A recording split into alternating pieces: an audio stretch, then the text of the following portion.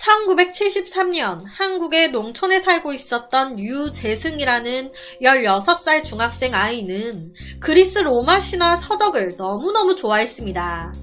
매일같이 읽은 거 또 읽고 읽은 거 또 읽고 그러다 보니 중학생이었던 이 아이는 그 책에 너무 깊숙이 빠져들어 어느 순간 나는 보통 일반 사람이 아니야. 나는 화성에서 온 왕자야 라고 굳게 믿게 됩니다.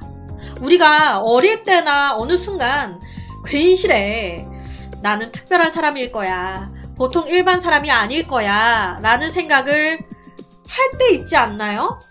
저는 되게 어릴 때 초등학교 막 이럴 때 저도 좀 나는 외계에서 온 사람일 거야. 뭐 혹은 나는 막 알지 못하지만 막 재벌의 막 둘째 딸 막 떨어진 좀 배다른 재벌 딸일 거야. 막 이런 생각도 해보고 좀 이상한 4차원적인 생각을 할 때 있지 않나요?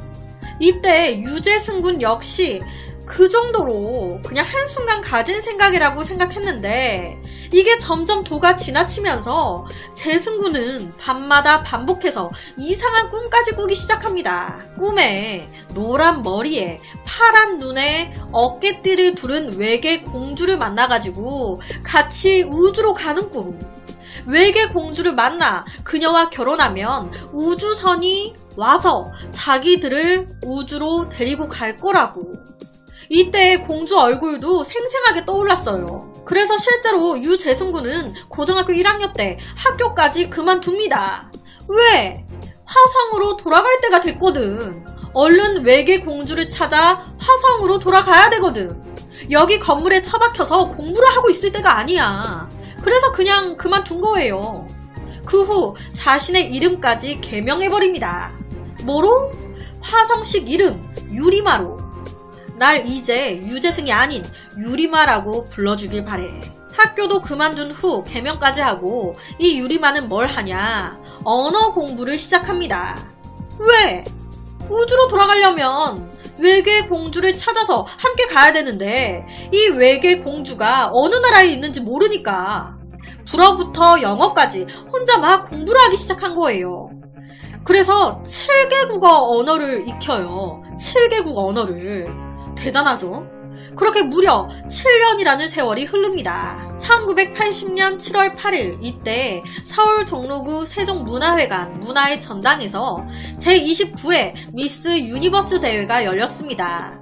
한국에서는 처음으로 열린 거였어요. 우연히 이 유리마가 TV를 딱 보는데 유니버스 대회가 나오네? 그런데 거기에 미스 프랑스로 나온 한 여자가 이때까지 유리마가 꿈속에서 봐왔던 애타게 찾고 있던 외계 공주와 똑같이 생긴 거예요. 공주다. 찾았다 내 공주. 노란 머리에 파란 눈, 어깨에 두른 띠까지. 저 여자와 나는 결혼할 운명이야. 우리 둘이 결혼을 해야 화성으로 갈 수가 있어. 지금 당장 이 여자를 만나러 가야 돼. 당시에 외계 공주라고 유리마가 주장한 여자는 바로 24살의 브리짓 쇼케라는 여성으로 예선에서는 탈락한 여자였어요. 여튼 그렇게 다시 2년이 흐릅니다. 우연히 유리마와 같은 중학교를 다녔던 한 친구가 해외 출장으로 프랑스 파리를 오게 됐는데 그곳에서 우연히 유리마와 마주친 거예요. 유리마! 나 출장 때문에 왔는데 너 여기 웬일이야? 나? 난 여기 살아. 이 유리마 프랑스 파리에 살고 있는 거예요. 집까지 가서 봤더니 웬걸 그 외계 공주라던 쇼케 여성이 같이 살고 있네. 같은 해 1982년 유리마가 32살, 쇼케가 26살 때 결혼한 거예요. 옆에가 실제 결혼 사진입니다. 한국에 있던 유리마가 TV에 나오는 쇼케를 보는 순간 외계 공주라는 걸 느꼈고 저 여자와 내가 결혼해야 된다면서 찾아 떠났는데 2년 뒤 보니까 그 여자와 프랑스에서 결혼해 살고 있는 거죠. 어떻게 한 번도 본 적이 없었던 그녀와 결혼할 수가 있었던 걸까요? 2년 전인 1980년 우리나라에서 유니버스 대회가 열렸잖아요. 거기를 유리마가 찾아간 거예요. 그런데 만나 주겠습니까? 처음에는 경계를 조금 했습니다. 그러니까 이 유리마 바로 다음 단계로 그녀의 주소지를 알아내서 거기로 자신이 신의 계시를 받은 이야기, 자기가 화성에서 왔다는 이야기, 당신이 외계 공주라는 이야기, 우리 같이 결혼해 화성으로 가야 된다는 이야기 구구절절하게 써가지고 100여 통을 넘게 보낸 거예요. 그리고 이런 말도 안 되는 편지에 쇼케 여성이 넘어간 겁니다. 이 남자 정말 화성에서 온 남자 같아. 역시 내가 외계 공주였구나. 그래서 이 두 사람 한 번, 두 번 만나게 됐고 바로 결혼까지 하게 됐던 거예요.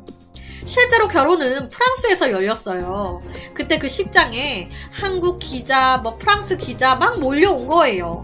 그 기자 앞에서 이 유리마는 앞으로 신의 뜻에 따라 우주선이 날아들고 이때 역사가 대번역을 맞게 되므로 결혼 후 여기서 우주선을 기다리며 살 계획입니다 라고 말을 합니다. 실제로 이 부부는요 서로 쇼케는 유리마를 마르스 화성 왕자라는 뜻의 마르스라고 불렀고 유리마는 쇼케를 비너스라고 불렀대요.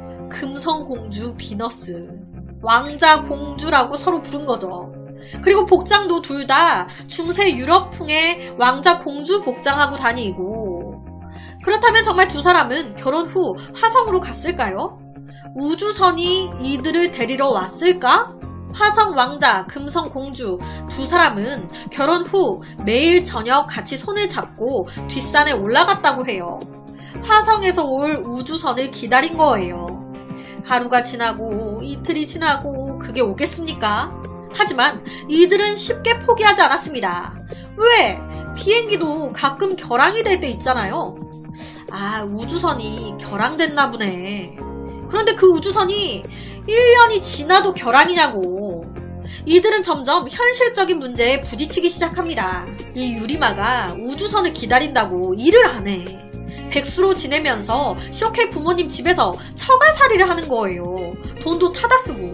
와, 이 쇼케 여성의 부모님 입장에서 화딱지가 나잖아요. 사위라고 하나 들어왔는데 이 무슨 말도 안 되는 소리만 하고. 그러니까 자신의 딸과 유리마를 이혼시켜버립니다. 야, 내 딸 고생시키지 말고 꺼져. 그렇게 졸지에 먼 타국 땅에서 고아가 된 유리마는 어떡해요. 화성 왕자고 나발이고 우선 살아야 되는데. 그래서 한인 식당에서 접시를 닦으면서 근근히 살아가게 됩니다. 그리고 화성으로 돌아갔을까요? 아니요. 42살이 됐을 때 우리나라 언론에 노출이 한번 됐어요. 그때의 모습이 옆에 모습인데 1991년 서울에 작품전을 연 모습입니다. 42살 때까지 자기 별로 화성으로 못 돌아간 거죠. 그리고 1992년에는 화성 제국이라는 책도 냅니다.